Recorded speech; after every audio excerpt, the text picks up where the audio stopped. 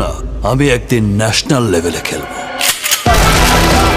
এটা যদি সুযোগ পাই তুফানকে খেয়ে দেবো। তুফান তুফান তুফান মুক্তির পর থেকে সারা বাংলাদেশে তুফানের ঝড় বইছে, চলছে তুফানের ঝড়। মুক্তির পর থেকে একের পর এক রেকর্ড গড়েই চলেছে তুফান, আর এবার রেকর্ড করলো অস্ট্রেলিয়ায়। তো কি অবস্থা, কেমন আছেন? আমি নিউন বয়ার গাইজ। আজকে ফার্স্ট নিউজটি থাকবে তুফান সিনেমাটি নতুন রেকর্ড করলো অস্ট্রেলিয়া, এন্ড সেকেন্ড নিউজটি থাকবে চলতি বছরের আয়ের দিক দিয়ে রেকর্ড করলো প্রবাসের কলকে 2898 এডি।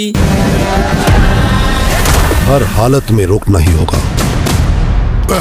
যেসব দর্শক ভাইয়েরা প্রতিনিয়ত নতুন নতুন সব ধরনের নিউজ পেতে চান তারা অবশ্যই আমার চ্যানেলটিকে সাবস্ক্রাইব করে দিবেন। সাকিব খান অভিনীত তুফানের তুফানি ঝড় দেশ থেকে এবার বিদেশের মাটিতে ধাবিত হচ্ছে। অস্ট্রেলিয়াও তুফানের তাণ্ডব চলমান। 28 জুন সিনেমাটি মুক্তি পেতে যাচ্ছে অস্ট্রেলিয়া, কানাডা, আমেরিকা ও বেলজিয়ামে।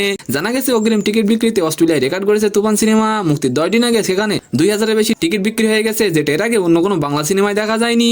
এর আগে সর্বোচ্চ টিকিট বিক্রির রেকর্ড ছিল পরান সিনেমার, অগ্রিম টিকিট বুকিং হয়েছিল 800টি। আর এবার আলোচনা করবো চলতি বছরের সব রেকর্ড চুরমার করে দিল প্রবাসের কলকি। মুক্তির আগে বক্স অফিসে তুমুল আলোচনা এসেছিল কলকি সিনেমা। রিপোর্ট কার্ডে 400 কোটির ব্যবসার কথা আগে জানা গিয়েছিল। প্রথম দিনের আয়ের আলোকে সব রেকর্ড ভেঙে দিল এই কলকি। অগ্রিম বুকিং এ 55 কোটি ব্যবসা করেছিল এই কলকি। মুক্তির প্রথম দিনে শুধুমাত্র সকাল পর্যন্ত 33 কোটি আয় করে তাক লাগিয়ে দিয়েছিল। সূত্রে জানা গেছে প্রথম সপ্তাহে বিশ্বের বক্স অফিসে 200 কোটি আয় করতে পারে কলকি। শুধুমাত্র ভারত থেকে 120 থেকে 140 কোটি ব্যবসা করতে পারে, যেটা চলতি বছরের শুরুর দিকে আয়ের আলোকে এখনো পর্যন্ত কোনো সিনেমা অতিক্রম করতে পারেনি। তো সম্মানিত দর্শক, আজকের ভিডিওটি কেমন লাগলো অবশ্যই কমেন্ট বক্সে জানাবেন। আর ভিডিওটি যদি ভালো লাগে অবশ্যই একটি লাইক দিয়ে আমাদের চ্যানেলটিকে সাবস্ক্রাইব করে দিবেন। ধন্যবাদ।